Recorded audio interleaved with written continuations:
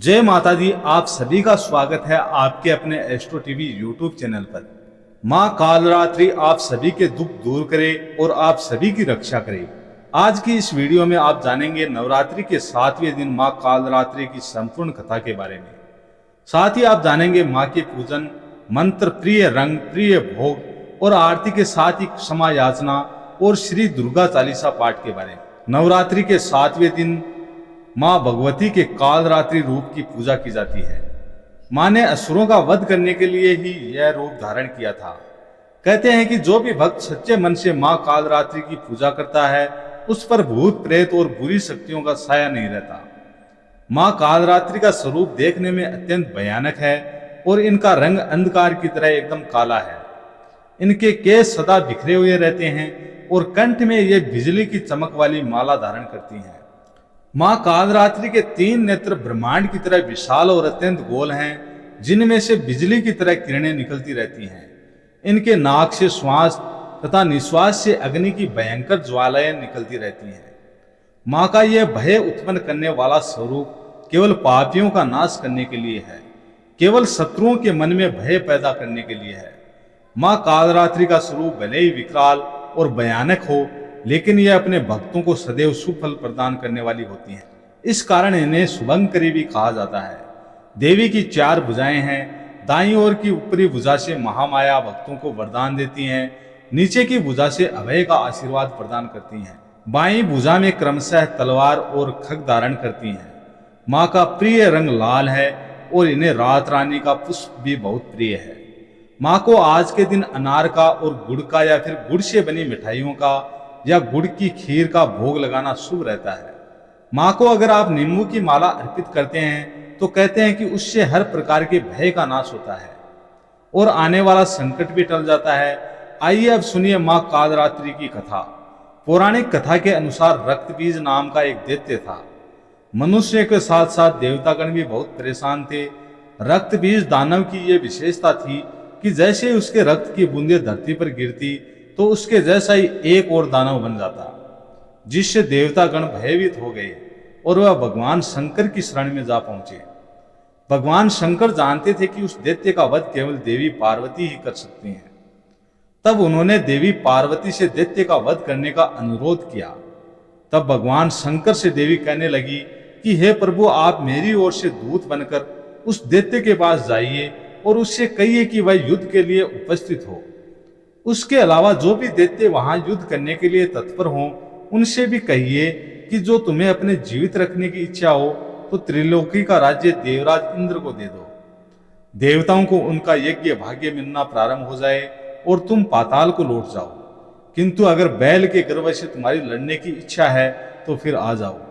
तुम्हारे मांस से मेरी योगिनियां तृप्त होंगी, क्योंकि देवी ने भगवान शंकर को उस समय दूत के कार्य में नियुक्त किया था, इसलिए वह संसार में शिव दूती के नाम से विख्यात हुई। भगवान शंकर से देवी का संदेश पाकर उन दैत्यों के क्रोध का कोई आर पार ना रहा और वह जिस स्थान पर देवी विराजमान थी वहां आ पहुंचे। वहां पर देवी से युद्ध करने के लिए रक्तबीज के साथ साथ शुभ और निशुंभ नामक दैत्य भी आ पहुंचे। युद्ध के मैदान में आते ही वह दैत्य देवी पर शक्तियों और बाणों की वर्षा करने लगी। देवी ने उनके फेंके हुए बाणों, शक्तियों और त्रिशूल और फर्शों को अपने बाणों से काट डाला और काली देवी उस देवी के साथ आगे खड़ी होकर शत्रुओं को त्रिशूल से विदर्ण करने लगी और खड़वा से कुचलने लगी। वहां पर देवी पार्वती के शरीर से दिव्य शक्तियां निकली जो सभी दैत्यों का वध करने के लिए तत्पर हो रही थी। ब्रह्माणी जिस तरह दौड़ती थी उसी तरह अपने कमंडल का जल छिड़ककर दैत्यों के वीर्य और बल को नष्ट कर देती थी। इसी प्रकार माहेश्वरी त्रिशूल से, वैष्णवी चक्र से और अत्यंत कोप वाली कुमारी शक्ति द्वारा असुरों को मार रही थी। शिवदूती के प्रचंड अट्टहास से कितने ही देवी भयभीत होकर पृथ्वी पर गिर पड़े और उनके गिरते ही वह उन्हें भक्षण कर गई। इस तरह क्रोध में भरे हुए मात्र गणों और तरह तरह के उपायों से बड़े बड़े असुरों को मरता हुआ देखकर राक्षसी सेना युद्ध के मैदान से भाग खड़ी और उनको इस प्रकार भागता हुआ देखकर रक्तबीज नामक महापराक्रमी राक्षस क्रोध में भरकर युद्ध के लिए आगे बढ़ा। उसके शरीर से रक्त की बूंदें पृथ्वी पर जैसे ही गिरती तुरंत वैसे ही शरीर वाला और वैसा ही बलवान दैत्य पृथ्वी से उत्पन्न हो जाता था।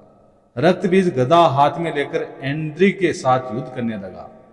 जब ऐन्द्री शक्ति ने अपने वज्र से उसको मारा तो घायल होने के कारण उसके शरीर से बहुत सा रक्त बहने लगा और उसके प्रत्येक बूंद से उसके ही समान बलवान और महापराक्रमी अनेक दैत्य भयंकर रूप से प्रकट हो गए। वे सब के सब दैत्य रक्तबीज के समान ही बलवान तेज वाले थे। वह भी भयंकर अस्त्र शस्त्र लेकर देवियों के साथ युद्ध करने लगे। जब ऐन्द्री के वज्र प्रहार से उसके मस्तक पर चोट लगी और रक्त बहने लगा तो उसमें से हजारों ही पुरुष वहां पर उत्पन्न हो गए।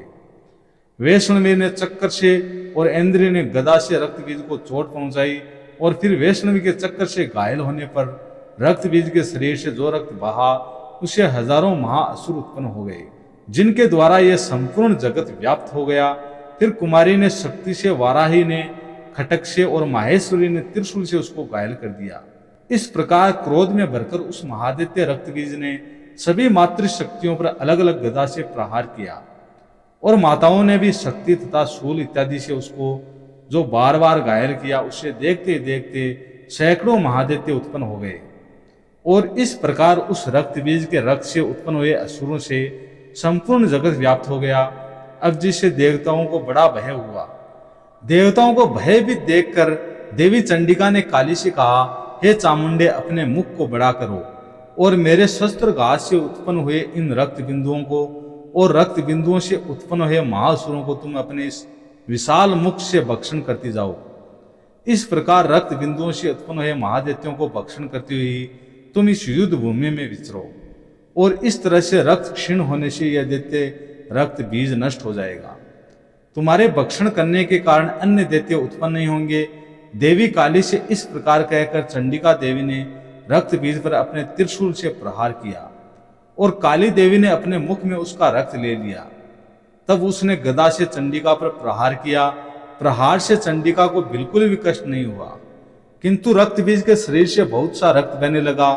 लेकिन इस बार उसके गिरने के साथ ही देवी काली ने उसको अपने विकराल मुख में ले लिया। काली के मुख में उस रक्त से जो असुर उत्पन्न हुए उनको उसने तुरंत ही भक्षण कर लिया और रक्त को पीती गई। फिर देवी ने रक्त बीज को, जिसका भी रक्त देवी काली ने पिया था, चंडिका ने उस दैत्य को वज्र, बाण, खड्ग और इष्टि इत्यादि से मार डाला। हे राजन, अनेक प्रकार के शस्त्रों से मारा हुआ और खून से वंचित वह महादैत्य रक्त बीज पृथ्वी पर गिर पड़ा। हे राजन, उसके गिरने से देवतागण अत्यंत प्रसन्न हुए और माताएं उन असुरों का रक्त पीने के पश्चात उद्यत होकर नृत्य करने लगी। इस प्रकार देवी काली ने रक्तबीज नाम के राक्षस का वध कर दिया था। ये थी माँ कालरात्रि की कथा। अब जानिए पूजन मंत्र, आरती और क्षमा याचना के बारे में। माँ कालरात्रि की पूजा का मंत्र ओम देवी कालरात्रि नमः है। प्रार्थना एक वेणी जपाक कर्णपुरा नगना खरा स्थिता लंबोष्टि कर्णिका कर्णीतलाभ्यक्त सरणी वामोपादोल सलोलता कंटक भूषणा वर्धन मूर्ध ध्वजा कृष्णाण कालरात्रि भयंकरी। माँ का स्तुति मंत्र है। या देवी सर्वभूतेषु माँ कालरात्रि रूपेण संस्थिता नमस्तस्ये नमस्तस्ये नमस्तस्ये नमो नमः। श्री दुर्गा चालीसा। नमो नमो दुर्गे सुकर्णी नमो नमो अम्बे दुखहरणी। निरंकार है ज्योति तुम्हारी तीहूं लोक फैली। उजियारी सशील लाट मुख महाविशाला। नेत्र लाल भ्रुकुटी विकराला। रूप मातु को अधिक सुहावे। दरस करत जन अति सुख पावे। वे तुम संसार शक्ति ले कीना पालन हेतु अंधन दीना। अन्नपूर्णा हुई जगपाला तुम ही आदि सुंदरी वाला। प्रलय काल सब नासनहारी तुम गौरी शिव शंकर प्यारी। शिव योगी तुम्हारे गुण गावे ब्रह्मा विष्णु तुम्हें नित ध्यावे। रूप सरस्वती को तुम धारा दे सद्बुद्धि ऋषि मुनि ने। उबाराधर रूप नरसिंह को अम्बा प्रकट भई फाड़ कर। खंबा रक्षा करी प्रहलाद बचायो। हिरणाकुश को स्वर्ग पठायो। लक्ष्मी रूप धरो जग माही। श्री नारायण अंग समाही। क्षीर सिंधु में करत विलासा। दया सिंधु दीजिए मन आशा। हिंगलाज में तुम ही भवानी। महिमा अमित न जात बखानी। मातंगी अर्ध मावती माता। भुवनेश्वरी बगला सुखदाता। श्री भैरव तारा जगतारणी। छिन्न भाल भव दुख निवारणी। के हरि वाहन सो है भवानी। लांगुर वीर चलत अगवानी, खर में खप्पर खटक विराजे, जाको देख काल ढरवाजे, सोहे अस्त्र और त्रिशूला, जात उठत शत्रु है शूला, नगर कोटि में तुम ही विराजत, तिहु लोक में डंका बाजत, शुभ निशुंभ दानव तुम मारे, रक्त बीज संकन संहारे, महिषासुर नरप अति अभिमानी, जह अगुलानी रूप कराल कालिका, धारा सेन सहित तुम तिय संग सहारा, परी गाढ़ संतन पर जब जब भई, सहाय मातु तुम तब तब अमरपुरी, अरबा सब लोका तब महिमा सब रहे अशोका, ज्वाला में है ज्योति तुम्हारी, तुम्हें सदा पूजे नर नारी, प्रेम भक्ति से जो जस गावे, दुख दरिद्र निकट नहीं आवे, ध्यावे तुम्हें जो नर मन लाई, जन्म मरण ताको छुट जाई, जोगी सुर मुनि कहत पुकारी, योग न हो बिन शक्ति तुम्हारी, शंकर आज रज तप कीनो, काम अरु क्रोध जीत सब लीनो, निस दिन ध्यान धरो शंकर को, काहू काल नहीं सुमिरो तुमको, शक्ति रूप को मरम न पायो, शक्ति गई तब मन पछतायो, शरणागत हुई कीर्ति बखानी, जय जय जय जगदम्बा भवानी, भई प्रश्न आदि जगदम्बा, दई शक्ति नहीं किन विलंबा, मोको मातु कष्ट अधि घेरो, तुम बिन कौन हरे दुख मेरो, आशा तृष्णा निपट सतावे, मोह मदादिक सब विनवे, शत्रुनाश की जय महारानी, सुमिरो एक चित तुम्हें बुहानी, करो कृपा है मातु दयाला, रिद्धि सिद्धि दे करुणी आला, जब लय जीऊँ दया फल पाऊँ, तुमरो यश मैं सदा सुनाऊँ, दुर्गा चालीसा जो कोई गावे, सब सुख भोग परम पद पावे। श्री दुर्गा चालीसा समाप्त। और उसके बाद माता की आरती करें। आरती के बाद माता से क्षमा याचना करें। हे परमेश्वरी, मेरे द्वारा रात दिन सहस्त्रों अपराध होते रहते हैं, अपनी भक्ति समझकर मेरे उन अपराधों को आप कृपा पूर्वक क्षमा करो। हे परमेश्वरी, मैं आह्वान करना नहीं जानती, विसर्जन करना नहीं जानती, पूजा करने का ढंग भी नहीं जानती या जानता, क्षमा करो।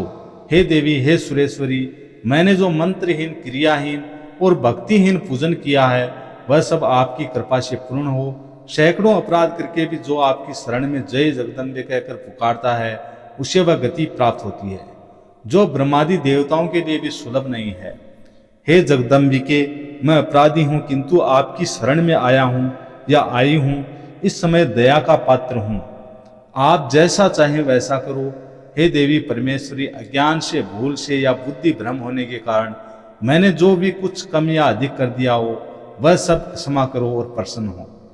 हे सच्चिदानंद स्वरूपी परमेश्वरी, हे जगन माता कामेश्वरी, आप प्रेम पूर्वक मेरी यह पूजा स्वीकार करो और मुझ पर प्रसन्न रहो। देवी सुरेश्वरी, आप गोपनीय से भी गोपनीय वस्तुओं की रक्षा करने वाली हैं। मेरी पूजा को ग्रहण कीजिए और आपकी कृपा से मुझे सिद्धि की प्राप्ति हो। तो दोस्तों, आज की ये वीडियो आप सभी को अच्छी लगी होगी। लाइक ज़रूर कीजिएगा, कमेंट में जय माता दी ज़रूर लिखिएगा। ओम नमो जय माता दी।